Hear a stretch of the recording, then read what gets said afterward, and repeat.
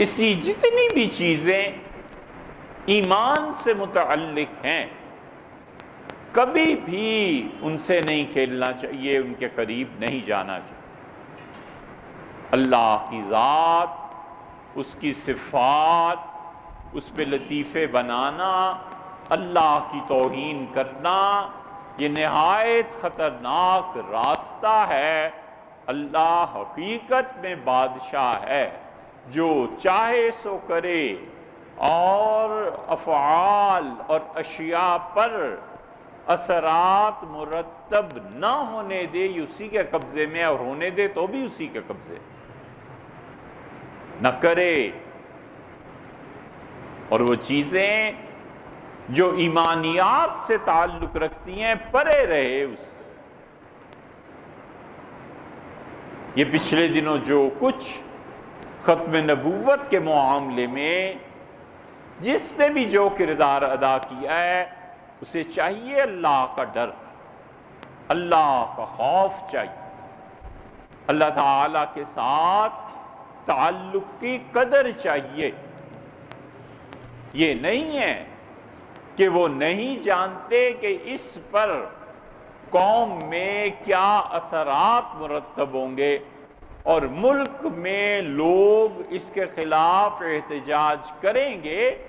وہ در حقیقت یہ جان بوجھ کر رہے ہیں کہ ذرا سی کرنٹ لگا کر دیکھیں کہ قوم میں اس وقت کتنا جذبہ باقی ہے، اور جس دن انہیں یقین ہو گیا کہ قوم بے حس ہو گئی ہے، اس دن آئین میں سے وہ ترمیم خارج کر دیں گے جس ترمیم کی وجہ سے ہم کہتے ہیں کہ قادیانی کافر ہیں۔ مرزا غلام احمد قادیانی کا کفر، کوئی ایک چیز ہو تو ہم بات کریں نا، انبار لگے ہوئے ہیں کفر، کافر ہونے کو ایک جملہ بھی کافی، ایمان کے لیے ایک کلمہ کافی۔ حضرات انبیاء علیہ السلام کی توہین،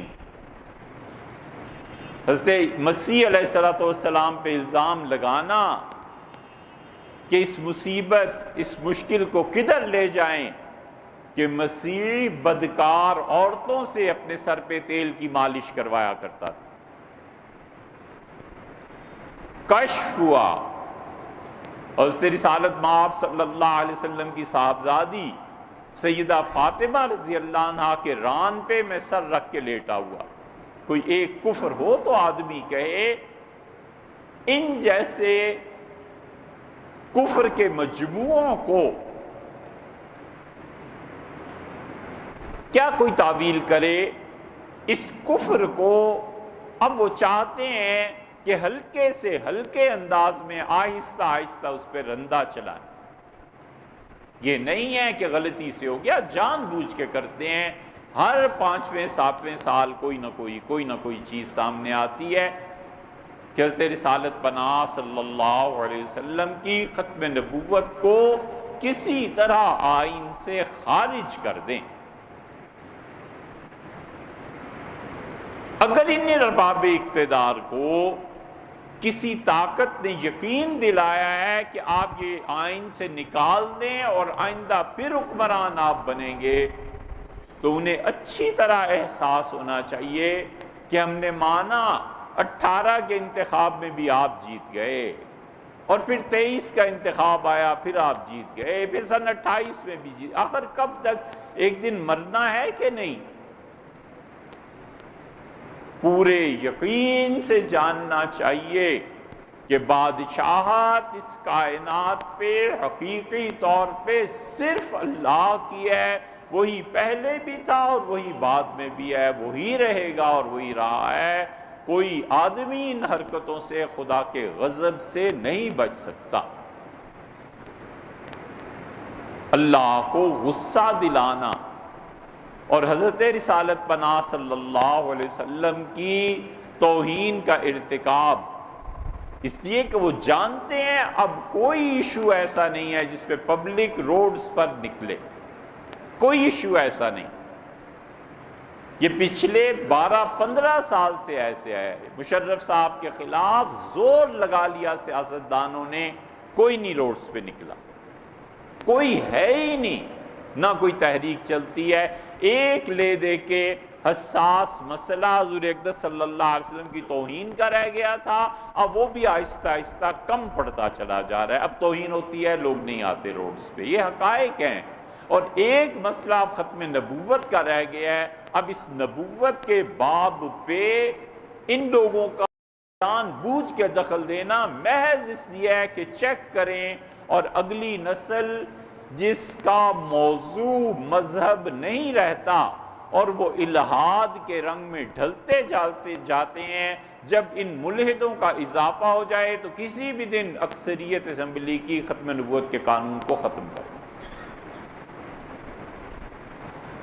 یہ تماشے کی باتیں نہیں، آپ کر لیجئے ختم۔ اے مانا آپ نے اپنی منمانی ترمیم کر لی، اللہ کی ذات بھی تو ہے۔ اللہ تعالیٰ کی ذات ایسی قوموں کو بھی تباہ کر دیتی ہے، اور ایسے وطن بھی تاریخ میں آتا ہے دنیا میں مٹ جاتے ہیں جن پر خدا کا غضب نازل ہوتا ہے۔ اللہ نے صاف لفظوں میں 2 جگہ قرآن میں کہا ہے کہ لباس الجوع والخوف، ہمارا غضب جب جس قوم پہ نازل ہوتا ہے ہم 2 چیزیں انہیں ایسی دے دیتے ہیں کہ جیسے انسان جسم پہ لباس پہنتا ہے اس کے بغیر وہ رہ نہیں سکتا، اسی طرح ایک ان پہ خوف دشمنوں کا مسلط کر دیتے ہیں، اور ایک ان پہ بھوک مسلط کر دیتے ہیں۔ بھوک آ جائے، قحط پڑ جائے تو داخلی انتشار ہو جائے گا، اور خوف مسلط ہو جائے تو سرحدوں کا انتشار ہو جائے گا، فوج بھی بیکار اور وزارت داخلہ بھی بیکار۔ اس لیے خدا کے غضب کو دعوت نہیں دینی چاہیے، ایسی چیزوں کو نہیں چھیڑنا چاہیے، اور چھیڑنے والے وہ ہیں جو سب قوانین جانتے ہیں لیکن چونکہ باہر سے پڑے ہوئے ہیں، اس لیے مزاج کی آزادی حضرت رسالت مآب صلی اللہ علیہ وسلم سے کم، ان کی توہین سے کم بات ہی نہیں کرتے۔ اللہ کا خوف چاہیے۔ بالکل شہباز شریف صاحب نے بڑی اچھی بات کہی کہ اس آدمی کو بالکل نکال دینا چاہیے۔ اللہ کہتا ہے وَلَا تَرْكَنُوا إِلَى الَّذِينَ ظَلَمُوا، ظالم کے ظلم میں شرکت تو بہت دور کی بات ہے، ظالم کے ظلم کی طرف جانا بھی نہیں ہے۔ فَتَمَسَّكُمُ النَّارُ، وگرنہ وہی جہنم تمہارا بھی نصیب ہوگا جو اس ظالم کا ہو۔ اس لیے حضرت رسالت پناہ صلی اللہ علیہ وسلم کی ختم نبوت ابھی زندہ ہے، ابھی وہ مسئلہ بلا شبہ زندہ ہے، اور اللہ کا شکر ہے ابھی تک ہم میں یہ احساس اور شعور باقی ہے کہ اس مسئلے کو زندہ رکھنے کے لیے اور اس کی تابندگی کے لیے خدا نہ کرے مگر خون بھی چاہیے ہو تو ہم تیار، کوئی مسئلہ نہیں۔ فکر انہیں کرنی چاہیے جنہوں نے اور ہم نے اور 10 20 30 سال بعد خدا کے حضور میں پہنچنا ہے، اللہ ہی جانتا ہے، اور اللہ خود فیصلہ فرما لے گا کہ کون کس کے جھنڈے کے نیچے کھڑا ہوگا۔ غلام احمد قادیانی کا جھنڈا، ملحدوں کا جھنڈا، وہ طاقتیں جو اقتدار دلواتی ہیں اور کفر پہ جا کر مرتی ہیں، ان کا جھنڈا، یا حضور اقدس صلی اللہ علیہ وسلم کا جھنڈا، قیامت میں جہاں کھڑا ہونا ہے آدمی کو چاہیے کہ خود متعین کر لے، وگرنہ اللہ جو متعین کرے گا نا پھر اس کو تبدیل بھی کوئی نہیں کر سکتا۔ اللہ تعالیٰ سمجھ کی توفیق بخشے۔